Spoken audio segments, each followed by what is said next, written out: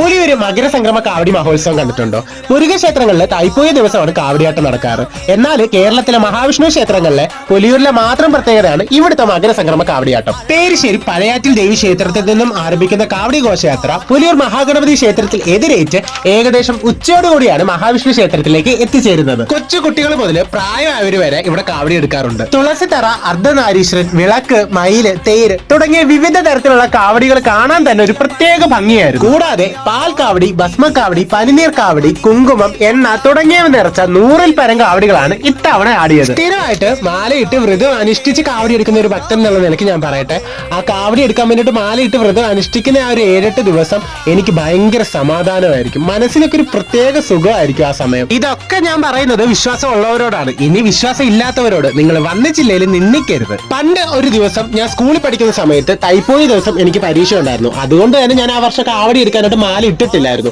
അങ്ങനെ ഞാൻ രാവിലെ കുളിച്ചൊരുങ്ങി സ്കൂളിൽ പോകാൻ വേണ്ടിയിട്ട് പുറത്തേക്ക് ഇറങ്ങിയപ്പോഴേക്കും അമ്പലത്തിലെ പാട്ടും കൊട്ടും മേളവും ബഹളവും ഒക്കെ കേട്ടപ്പോഴേക്കും എനിക്ക് പരീക്ഷ എഴുതാനായിട്ട് യാതൊരു മൂടും ഉണ്ടായിരുന്നില്ല. അങ്ങനെ കാവടിയാട്ടം കാണാൻ വേണ്ടിയിട്ട് പരീക്ഷയ്ക്ക് പോകാതിരുന്ന ഒരു മുതലാണ് ഞാൻ. ഈ സത്യം ഇപ്പൊ എനിക്ക് നിങ്ങൾക്ക് മാത്രമേ അറിയൂ. ഇനി നിങ്ങളായിട്ട് ആരോടും പറയാൻ നിൽക്കേണ്ട. Okay, by.